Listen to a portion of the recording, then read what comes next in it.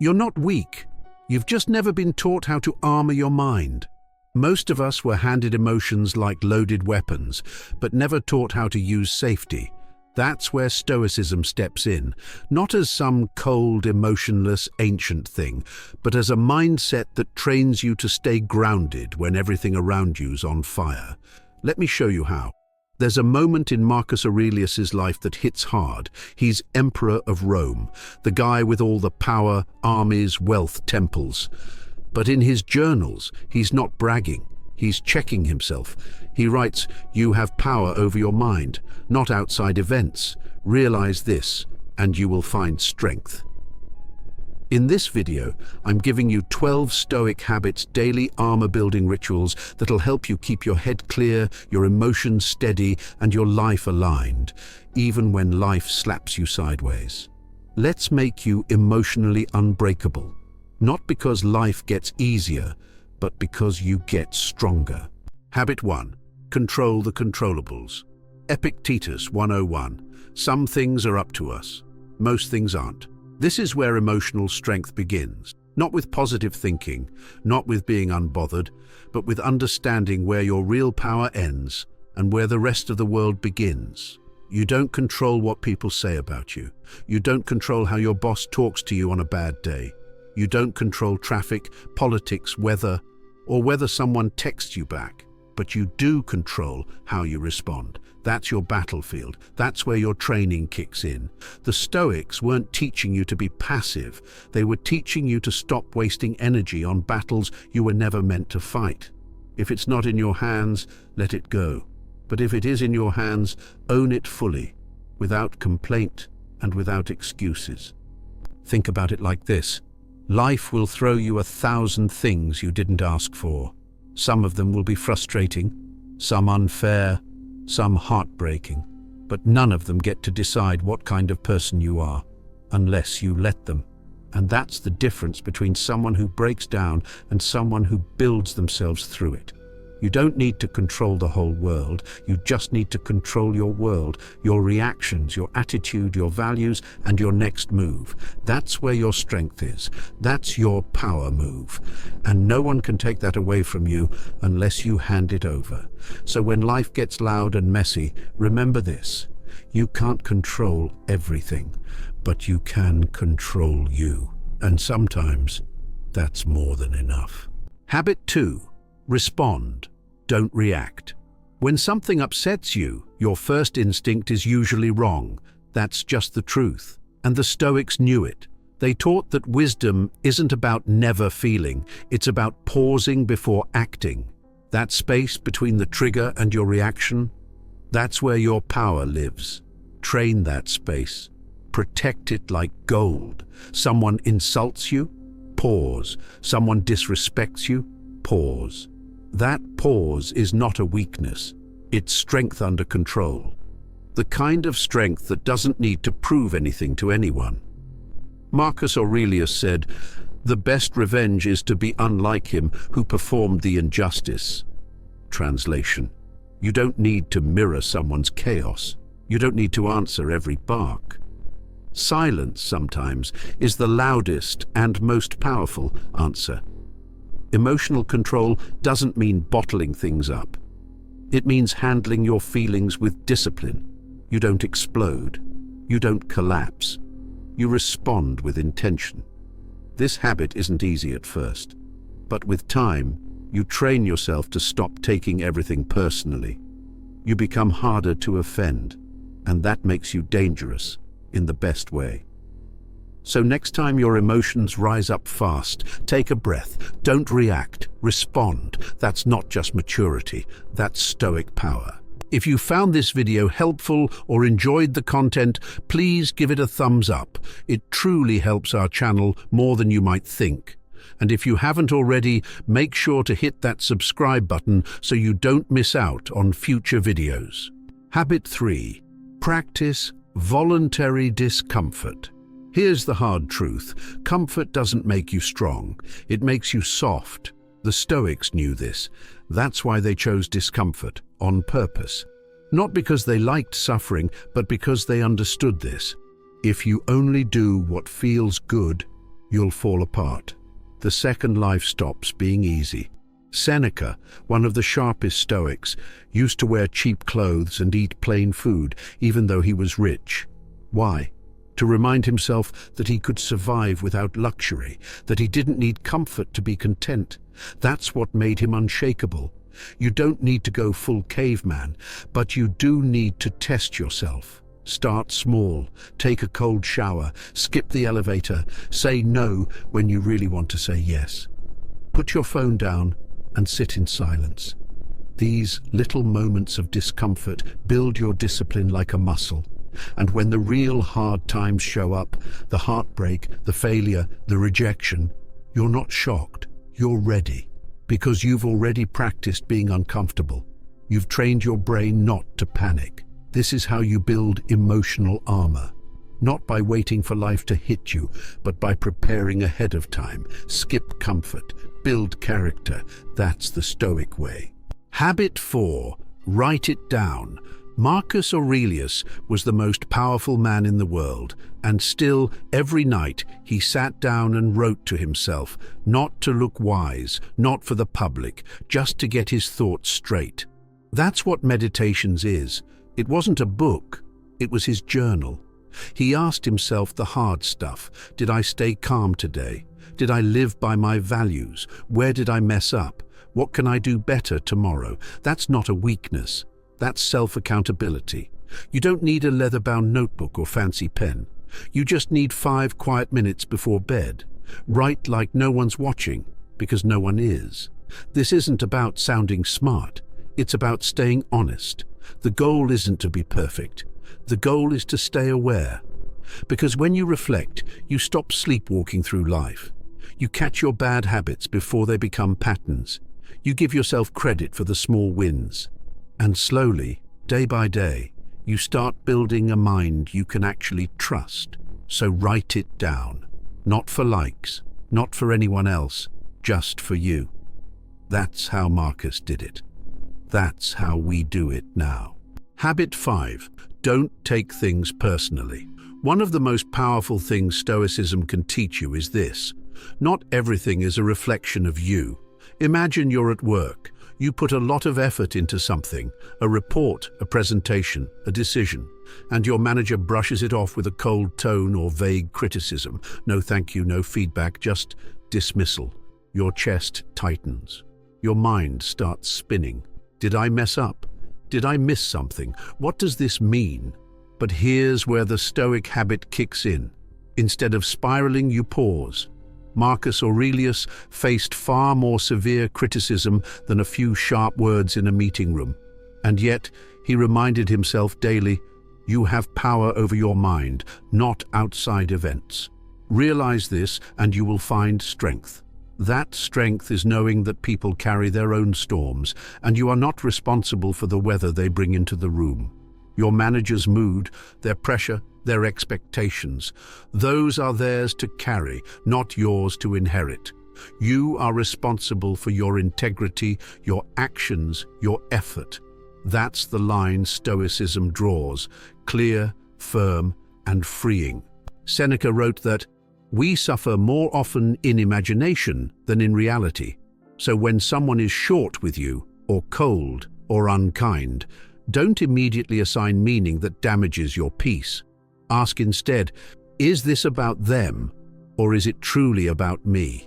Most of the time, it's projection, not truth. A Stoic doesn't let someone else's storm blow them off course. They reflect, not react. They stay rooted in their own values and self-respect, regardless of the noise around them. That's emotional resilience, not being cold, but being clear, not being indifferent, but being anchored. And that's what makes you unbreakable. Habit 6. Practice compassion, not approval. Kindness isn't weakness. But when you start doing good things just to be seen as good, that's not kindness anymore. That's performance. And the Stoics, they had no time for fake shows. Seneca put it clearly, help others, but don't hand over your soul. In other words, care deeply, but don't lose yourself in the process. Let's say it's your sibling's birthday. You plan something thoughtful. Maybe you cook dinner, write a card, do everything to make them feel seen and appreciated, but they barely react. No thank you, no real warmth, just a shrug and back to their phone. Now, here's the turning point. You can get bitter. I did all that and they didn't even care. Or you can step into the Stoic mindset. Was my act sincere? Did I do it because I wanted to or because I wanted applause? Compassion is about showing up for others because it's right, not because you're hoping to be praised for it. If you make kindness transactional, you'll always walk away disappointed. Marcus Aurelius said, "Don't expect the world to reward you for doing the right thing. Just do it because it's right." So be kind, be generous, be warm, but keep your self-worth in your own hands. Don't give it away every time someone doesn't respond the way you hoped. True Stoic strength is in the quiet kindness that expects nothing back. It's in helping your family, supporting your friends, or being patient with someone, even if they don't notice, because you know who you are and why you act the way you do. Habit 7. Walk away with dignity. Not everyone deserves your energy, and not every battle is worth fighting. The Stoics were clear on this. Just because someone throws a punch doesn't mean you have to throw one back. Let's say your coworker snaps at you in a meeting.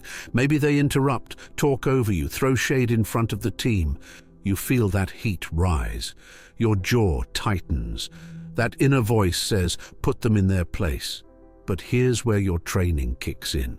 You pause, you breathe, and you remember, not everyone deserves a reaction. Marcus Aurelius wrote, "The best revenge is to be unlike him who performed the injury." You don't clap back, you don't roll your eyes, you let their energy stay with them. And instead of storming out or slamming doors, literally or emotionally, you walk away with quiet dignity. You choose peace over performance. Why? Because your self-respect isn't built on proving yourself to people who already made up their mind. You know your worth, you know your work, and you know that staying calm doesn't mean you're weak. It means you're in control. In the workplace and in life, there's power in silence. There's strength in choosing not to play the petty games. The Stoic way is simple. If it costs your peace, it's too expensive. So when disrespect shows up, don't match it, outgrow it. Habit 8. Define your values, then guard them. If you don't know what you stand for, the world will decide for you. And usually it'll pick something shallow, like being liked, being trendy, being safe. But the Stoics weren't here for that. They were clear. Character first, applause later. Marcus Aurelius ruled the most powerful empire on earth, but he didn't chase status. He wrote about humility, justice, courage and wisdom, because those were his values.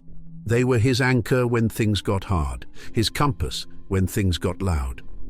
So here's the challenge. What do you stand for? Is it honesty, kindness, discipline, integrity? Whatever it is, name it, own it, and protect it like it's your life's foundation, because it is. Let's say you value honesty. Then someone at work asks you to bend the truth, just a little, to make something look better. That's the moment. That's the test. Do you say yes to keep the peace, or do you hold the line? The Stoic answer, you hold the line. Because if you trade your values for comfort or approval, you lose both. Seneca said, "You act like mortals in all that you fear, and like immortals in all that you desire." Meaning, stop chasing the wrong things, stand firm in the right ones. When you live by your values, life gets simpler, not easier, simpler. You stop asking, what will people think? And start asking, is this who I want to be? And that shift, that inner clarity, is how you become unshakable. Habit 9. Stop caring what they think. Marcus Aurelius didn't write Meditations for likes. He wrote it to remind himself who he was, so he wouldn't forget when the world got loud. He said, "You value your own opinion less than a stranger's." That hits. Because let's be honest, how often do we shrink ourselves just to avoid being judged? How many times do we hold back what we really think just to keep someone else comfortable? But the people you're worried about? They're too busy worrying about themselves. They forget your mistake by lunch. They scroll past your awkward moment in a second. And yet you carry their judgment around like a backpack full of bricks. Stoicism teaches us this. If it doesn't come from your values, it doesn't deserve your energy. That doesn't mean you ignore everyone. It means you stop outsourcing your self-worth. Let's say you're in a meeting and you speak up with an idea. Someone rolls their eyes. Your stomach drops. That little voice in your head says, "See, you should have kept quiet." But that voice, that's not wisdom. That's fear. And fear doesn't get to run the show. Instead, ask yourself, did I speak honestly? Was it aligned with my values? If yes, then it was the right move, no matter who smirked. Self-respect is built like that, one brave moment at a time. And once you start choosing your voice over their approval, you stop chasing validation. You start living free. Habit 10. Accept change. Like a warrior. Change is part of the deal. Life moves, people shift, plans fall apart. And if you keep trying to hold on to how things used to be, you're not living, you're clinging. Stoicism doesn't sugarcoat this. It tells you straight. Nothing lasts forever, and that's not a problem. That's nature doing its thing. The real problem? Attachment. Getting so comfortable with how things are that we panic the moment they stop being that way. Like when your job changes, your routine flips, or someone close to you grows in a direction you didn't expect. A Stoic doesn't beg for permanence. A Stoic adapts. Like a warrior who knows the battlefield will never stay the same, but shows up anyway, calm, clear, and ready. So when change shows up, don't fight it. Face it. If it feels hard, good. That's growth. That's where your next level lives. Comfort tells you, stay safe. But wisdom whispers, move forward. Growth is change. And emotional strength? It's choosing to flow, not freeze, when life shifts under your feet. Habit 11. Turn pain into fuel. Pain isn't a stop sign. It's a signal. Something happened. Something hurt. Now what? Most people try to numb it, scroll, distract, avoid.